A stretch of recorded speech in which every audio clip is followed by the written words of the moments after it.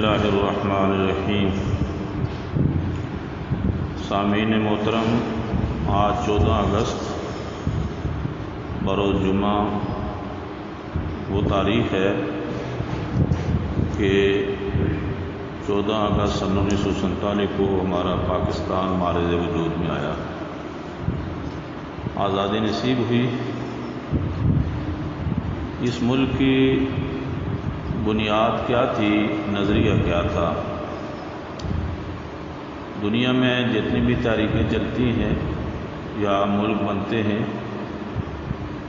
ان کے پیچھے کوئی نہ کوئی نظریہ ہوتا ہے۔ پاکستان کے معرض وجود میں آنے اور کہ ہمیں پاکستان کا نظریہ کیا ہے، اس حوالے سے چند باتیں عرض کرنا چاہتا ہوں۔ اور یہ اس لیے کہ آج اس نظریے کو پس پش ڈالا جا رہا ہے، اور یہ نظریہ اور یہ عقیدہ اور یہ نعرہ قائم کیا جا رہا ہے کہ پاکستان سیکولر اسٹیٹ ہے، اور اس کے جو بانی تھے قائد اعظم وہ بھی اسی نظریے کے تھے۔ یہ بات مشہور کی جا رہی ہے، اور آہستہ آہستہ دو قومی نظریے کا چیپٹر ہی کلوز کیا جا رہا ہے، کتابوں سے نکالا جا رہا ہے، اور نئی نسل کو اس سے بے خبر کیا جا رہا ہے۔ لہذا نظریہ پاکستان کو سمجھنا بہت ضروری ہے۔ چنانچہ نظریہ پاکستان کیا ہے اور اس کی تعبیر و تشریح کیا ہے، یہ بات ایسے لہجے میں کہی جا رہی ہے جیسے کہ ایسے لوگوں کو سرے سے اس کا پتہ ہی نہیں۔ حالانکہ یہ سب کچھ جانتے ہیں، انہیں بخوبی معلوم ہے کہ برصغیر یعنی متحدہ ہندوستان کی تقسیم کی سیاسی تہذیبی وجوہ کیا تھی، وہ مسلمانوں کے جداگانہ تشخص کے بارے میں اس وقت کے قائدین کا اور عوام کا کیا نظریہ تھا۔ اس حوالے سے چودھری رحمت علی مرحوم، علامہ اقبال کے افکار اور اس کی طرف سے مسلمانوں کے الگ ملک کی تحریک تجویز کا پوری طرح یہ لوگ واقف ہیں۔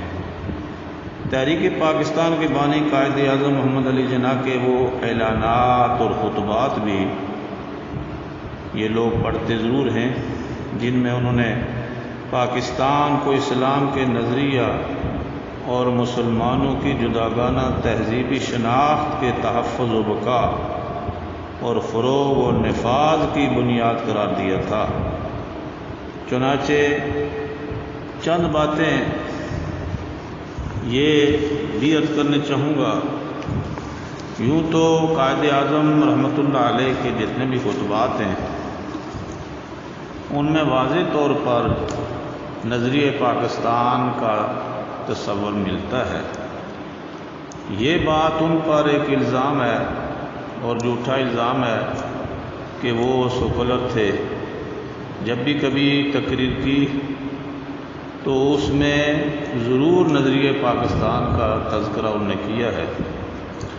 8 مارچ 1944 علی گڑھ میں خطاب میں انہوں نے کیا کہا؟ مسلمانوں کی قومیت کی بنیاد کلمہ توحید ہے، وطن نہیں اور نہ ہی نسل۔ ہندوستان کا جب پہلا فرد مسلمان ہوا تو وہ پہلی قوم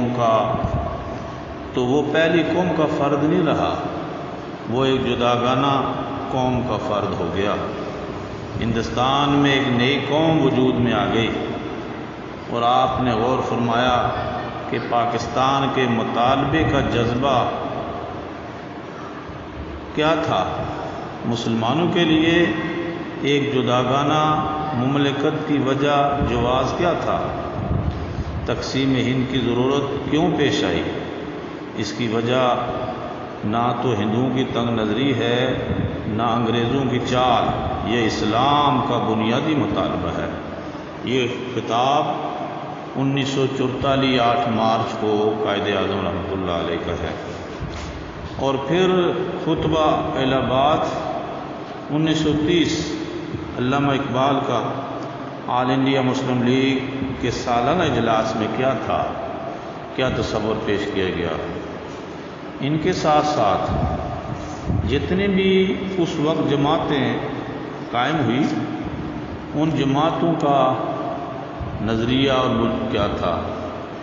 چنانچہ مذہبی جماعتیں بنی اور سیاسی جماعتیں بنی، تو ان سیاسی اور مذہبی جماعتیں کہ جمعیت علماء اسلام کا قیام عمل میں آیا، تو اس میں کتنے جید علماء کرام، علامہ شبیر عثمانی رحمۃ اللہ علیہ، مولانا اشرف علی تھانوی رحمۃ اللہ علیہ، اور پیر آف مانکی شریف مولانا ابراہیم سیالکوٹی، اور حامد بدایونی، اور ان کے علاوہ کتنے جید علماء کرام قائد اعظم رحمۃ اللہ علیہ کے قائدانہ شانہ بشانہ ساتھ کھڑے رہے۔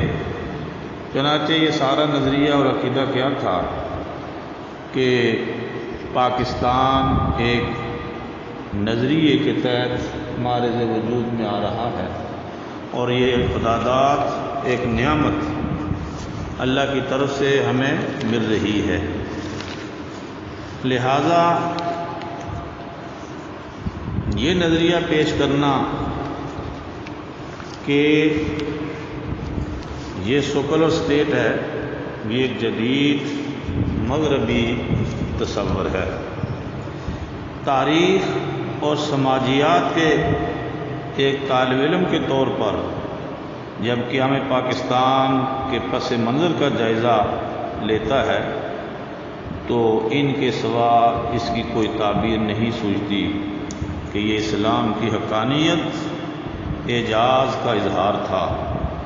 یہ اس دور میں رونما ہوا کہ خلافت عثمانیہ کے خاتمے کے صرف 2 عشرے بعد اسلام کے نام پر ایک نئی ریاست پاکستان وجود میں آ گئی، جبکہ خلافت عثمانیہ کم و بیش 5 صدیاں اسلام کے عنوان سے شرعی قوانین کے نفاذ کے ساتھ گزرا۔ چنانچہ جدید سیکولر ترکیہ کے بانی مصطفیٰ کمال جو اب نہیں ہے، اب تو اللہ کا فضل ہے کہ وہاں مرد مجاہد، مرد قلندر، خالص مسلمان قیادت ہے، تو اس نے کیا کیا؟ اس نے تمام مذہبی تشخص کو پامال کر کے سیکولر اسٹیٹ کے نظریے سے وہاں قائم کیا۔ چنانچہ اللہ کے فضل و کرم سے اسلامی پاکستان کے بانی قائد اعظم محمد علی جناح جدید تعلیم یافتہ تھے، لیکن انہوں نے 1924 میں اسلام کے نام پر صدیوں سے قائم خلافت عثمانیہ کا جب خاتمہ ہوا تو ترکی میں نافذ اسلامی قوانین کو اس وقت منسوخ کر دیا گیا تھا، جبکہ دوسرے اس سے 23 برس بعد 1947 میں قائد اعظم رحمۃ اللہ علیہ کی قیادت میں اسلام کے نام پر اسلامی نظام و قوانین کے نفاذ کے اعلان کے ساتھ پاکستان کے عنوان سے دنیا کو ایک نئی اسلامی ریاست سے روشناس کرایا گیا، جس کا تہذیبی تشخص مسلسل 7 اشروں سے دنیا کے سیکولر دنیا کو آنکھوں میں کھٹک رہا ہے اور اسے ختم کرنے کی کوششیں ہو رہی ہیں، لیکن الحمدللہ وہ کامیاب نہیں ہو رہے۔ چنانچہ پاکستان اللہ تعالیٰ کی ایک بڑی نعمت ہے جس کی ہمیں قدر کرنی چاہیے، اور اس کے جو بنیاد تھی 2 قومی نظریہ لا الہ الا اللہ کی بنیاد پہ بنا تھا، اس کو قائم کرنے کے لیے ہر طرح کی کوششیں کرنی چاہیے۔ تحریک پاکستان میں قائد اعظم محمد علی جناح اور ان کے رفقا میں لیاقت علی خان، مولانا فضل حق، مولانا شبیر عثمانی مولانا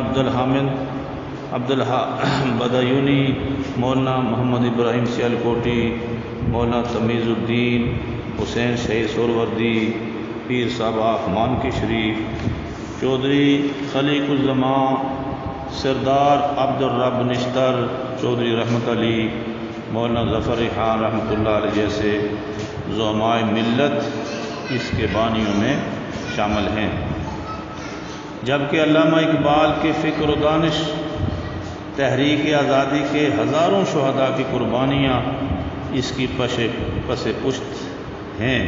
ان زعماء نے قوم کو یہ خواب دکھایا کہ پاکستان کے نام سے الگ خود مختار ریاست قائم ہو گئی تو ہندوؤں کی عددی بالادستی کے باعث نظر آنے والی مستقبل کے خطرات سے مسلمان نجات حاصل کر چکے، معاشی خود مختاری اور استحکام حاصل ہو گیا، اپنی تہذیب تمدن کے مطابق آزادی کے ساتھ زندگی گزارنے لگے۔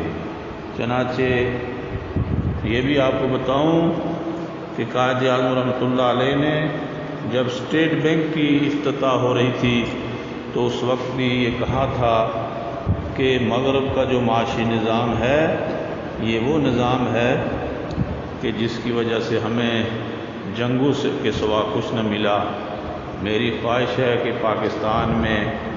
پاکستان کا نظام اسلامی معاشی نظام پر قائم ہو، اور یہ بھی کہا تھا کہ میں ان دوستوں سے درخواست کرتا ہوں کہ جو معاشیات میں مہارت رکھتے ہیں تو وہ گاہے بگاہے ہمیں اسلامی معاشی نظام سے متعارف کرائیں تاکہ پاکستان میں اسلامی نظام کے ساتھ ساتھ اسلامی معاشی نظام بھی قائم رہے۔ تو دوستو، اللہ کا شکر ہے کہ پاکستان ہمیں ملا، اس کے لیے، اس کے تحفظ کے لیے ایک تو اس کے نظریے کو تحفظ دینا ہے اور اس کو بھی بچانا ہے۔ اس کے لیے آپ نے، میں نے، سب نے کوشش کرنی ہے اور اللہ سے دعا کرنی ہے کہ ان بانیان جنہوں نے بے پناہ قربانیاں دے کر پاکستان کو بنایا، اللہ پاک ان کے درجات کو بلند فرمائے۔ وما علینا الا البلاغ۔